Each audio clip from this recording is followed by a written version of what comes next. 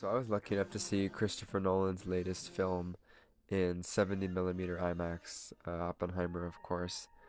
If you're probably watching this video, you know about all the details about how there's only a certain amount of theaters in the United States and in the world that are showing it in this special format that's larger than 35mm, and it's supposed to be better than digital and the biggest, bestest, most loudest, most visually appetizing format to watch the film in.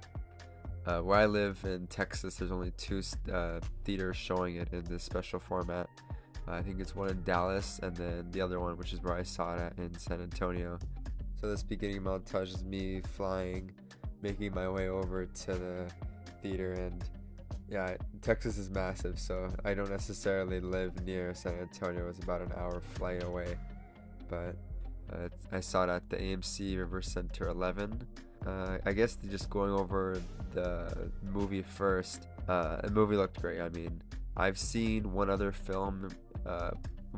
movie in film, and that was Nightmare Alley and a screening in Los Angeles. That was 35mm, but I've never seen 70. And I knew, kind of going through his films a few years ago, I was like, okay, the next film he makes. I've missed all these, like the Batman trilogy and Interstellar and Inception and Tenet. I was able to see Tenet in IMAX, but I knew that when he pulled it out with the next big IMAX, because Tenet was released during quarantine, but the next big release he does, I gotta see that in whatever format. So I was lucky enough to be able to find a screening to watch with some of my friends, and the movie looked great. Again, just saying it. The screen, I usually watch movies in IMAX, just a little background, but this IMAX theater was different because it was tall. It was like super tall. It was not the like traditional rectangular format that you see movies in, but it was like kind of like a square or like a rectangle. Instead of being horizontal, it was like vertical. Best way I can like describe it, the clarity of the way that the IMAX looked, is if you've ever seen Batman vs Superman, and I'm talking about the home release, the Ultimate Edition. If you've ever seen that at home, the clarity is the same on those scenes. Like, especially I'm talking about like when Batman and Superman are fighting in like the last half of the film. That clarity is just insane, and it's like a whole different visual style that the film gets. You need to see it to experience it, and that's kind of what I'm explaining to you today. But with the film, of course, there's going to be some physicality to it and very distinct experience in seeing it in digital with like a perfect image. The film, as you expect, there's grain, and there's also like little hairs that you sometimes see. I was lucky enough to catch it. I saw it when I see it on the 27th. I was lucky enough to see it a week later than it came out, because when it actually came out, there was like massive issues at the theater. There were like the sound was cutting out, the image was cutting out. People were getting pissed off because, you know, you fly out all this way, or you spend all this time getting ready for the theater or getting ready to watch the movie opening night, and you're excited, and the projector poops out or something, or the film gets messed up. Luckily enough, the movie went on without any tears or anything going wrong with it. I did count 4 issues, at least that I found. There were 2 instances of like a little like dust particle or like bug or something like crawling across the film. At one point, for a split second, it just like the screen went black. Like I mean, it wasn't a transition. I think it was one of the many talking scenes. I think it was one of the parts in black and white, but the image just went black and then it quickly came back. But that it wasn't.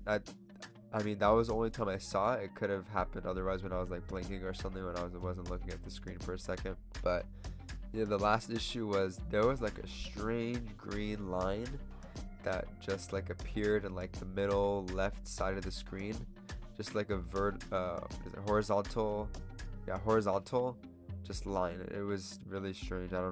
It was there for like maybe like 10-15 seconds. It made me think like, well, film shouldn't have this green random line. Maybe it's something like with the projector or something, I don't know. But yeah, the film was great. I won't be really talking about too much of the film because I'll let you go experience that. But I enjoyed it. I think I gotta watch it a few more times to really get the appreciation and enjoyment aspect maximized. The movie was a little fast-paced at the beginning, which was something that I would kind of would knock it down a few points, but I could see how on future rewatches I can get into the groove of things a little bit quicker. Around like the halfway point of the movie, I kind of got into the groove of things, and the story was a little bit more clear in the direction that it was going, so I was able to focus in and hone in a little bit more. But the theater itself was kind of nuts because it was really old. There were some panels falling off on the left side of the wall. The chairs were super small. My friend's dad was saying it felt like airline seating. The theater was on the third floor of the mall, and the mall itself was really strange because it was like old, like dated shops, and the theater is called Rivercenter because it's along the river walk in San Antonio. It's like a nice river that goes, like you can walk along, and there's like a boat that you can take a tour on that goes through the river. But the theater is part of the river, like it's a little subsection that goes off, branches off. But I don't know, the mall just felt really old, and the theater was probably one of the most oldest parts of it. Some sightseeing things you could do right next to it is the Alamo. If you've ever heard the saying, remember the Alamo. I didn't remember the Alamo, but we went over. It's literally like less than a minute walk away from the theater in the mall. I guess one other thing I can say is if you do go to see this movie before it's out of print in like a week or two, hopefully from when I'm uploading this, and hopefully if you go and see it, end up seeing it at this theater, they do validate parking, so they take like $17 something off, and that's gonna help if you're parking at the parking garage and you park for the 3 hours for the film and then whatever extra if you want to shop around or something. But yeah, I don't know if I would go back to this theater. If this was my only option, I would probably do it, but if there was something closer by, I wouldn't be seeking out anything. This theater wasn't anything special, but it was a really cool experience to see the movie. I'm really appreciative that things kind of lined up.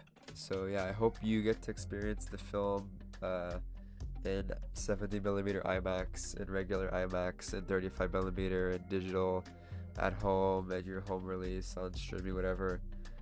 Just go watch the film and just support the creators and artists, all that spent all this time on the film. But yeah, that's all I gotta say. I hope you enjoy the film, and thanks for watching.